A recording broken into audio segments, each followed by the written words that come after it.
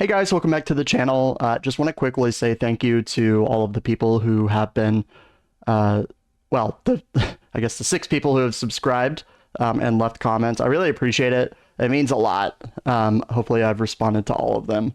But yeah, just looking forward to continuing to make more, pokey investing perspective videos in the future. Recording one right here before work, actually. So I'm just super stoked. Like, thank you so much. Again, means a lot. Today, I just wanted to quickly talk about kind of the discourse going on about Destined Rivals.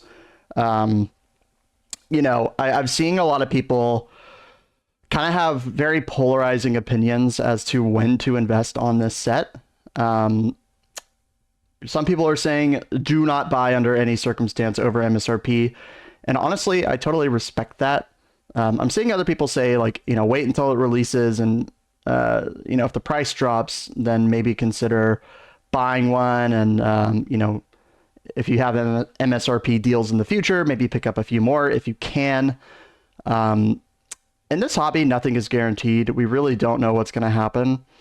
So all we can really do is look at the facts in terms of what the cards are, what the values are, and how popular the set is, and make decisions going forward based on your own risk tolerance. I mean, that's really what investing is at its core. And I think that applies especially in this situation. So a few things to consider. I mean, demand is at an all-time high. Maybe, maybe. We don't even know what's going to be in Black Bolt and White Flare for real.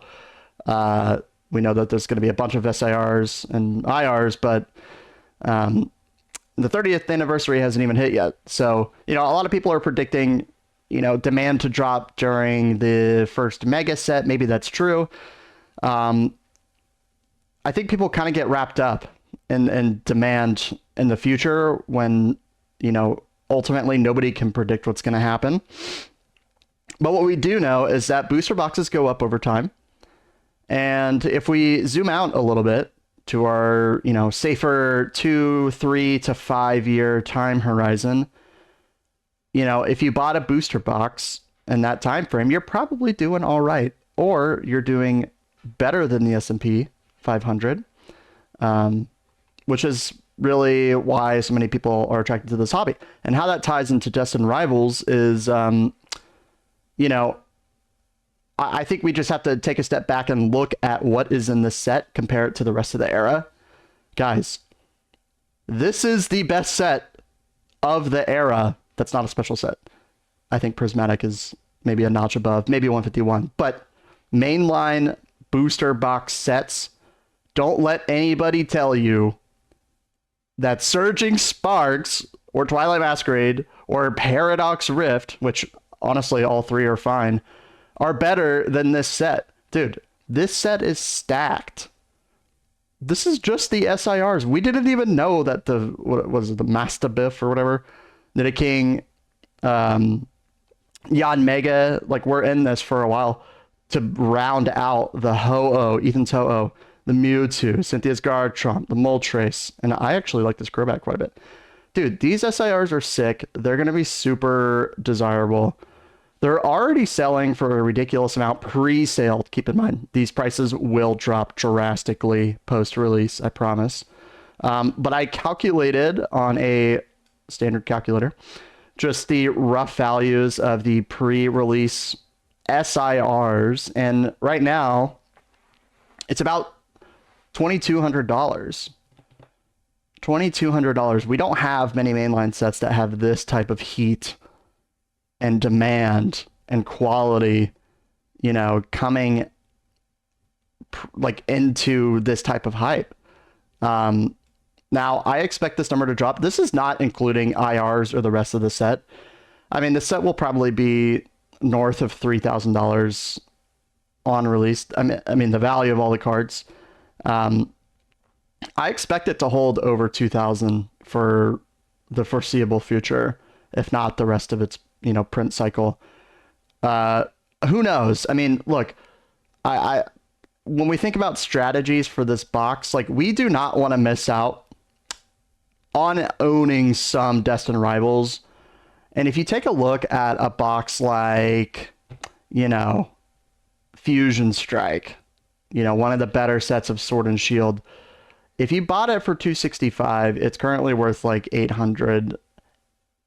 The difference between 265 and 160 and 220 and 240, you know, long term, guys, it doesn't matter that much. So to be honest with you, it comes down to just how you feel about the hobby, how you feel about Poke investing, because this is a great investment long term. If you don't want to support these prices, that is totally respectable.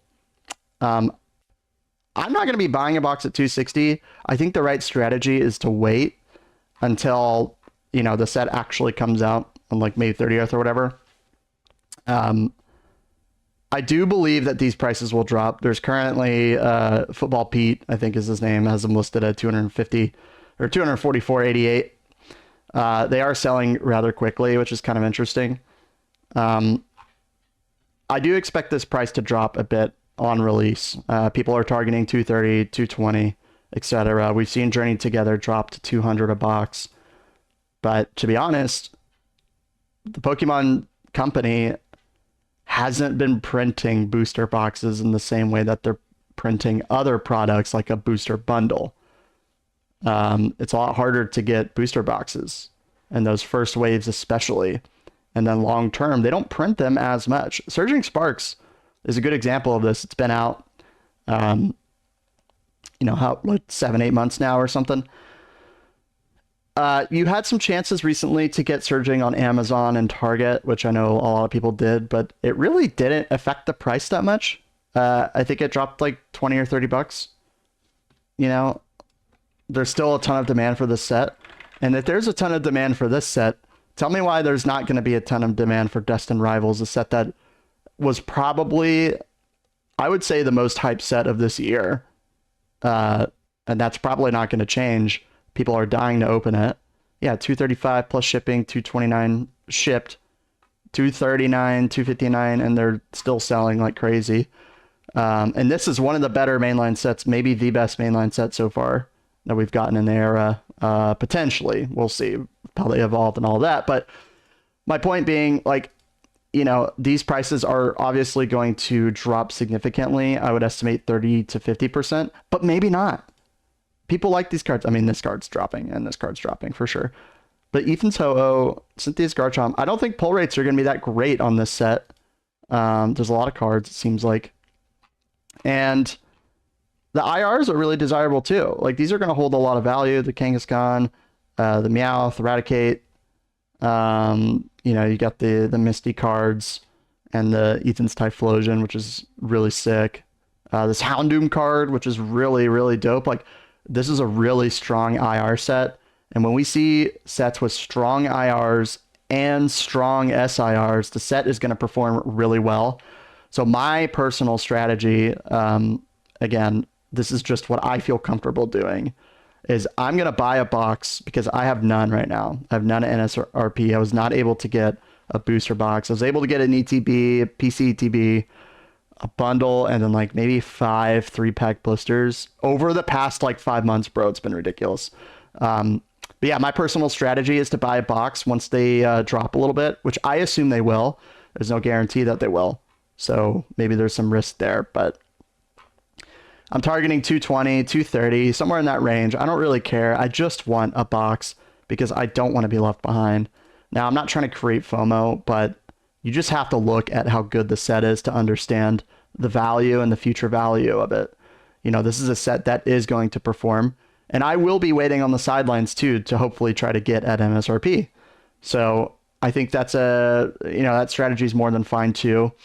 You know, I would just say, like, when you hear so much talk around the hobby as a whole, right? There's a lot of negative things going for it. I think it's really important to remember that also demand is not necessarily the worst thing in the world. It means the hobby is popular. So none of us would be even talking about this if that weren't the case. It's good for the hobby. It's good for long-term growth. Now, some of the negativity hopefully will be addressed in terms of, there's rumors that the Pokemon Company is opening up some printing presses in the States because they were using some of them for the UK. They bought some presses there. Nothing that they've come out and said, but some other PokeTubers and other people who seem to be connected and have done, diligent research. That's what they're saying. So there might be some relief coming in the future. I don't think it's bad to bet on buying a box at or close to MSRP in the future. But I don't think the days of a $90 booster box are here anymore. And I don't see the set ever dropping below MSRP. It's way too good. It's Team Rocket. The box looks great on top of that. Like, it's a cool display box. You got Mewtwo on there. It's dope. So, just a little food for thought.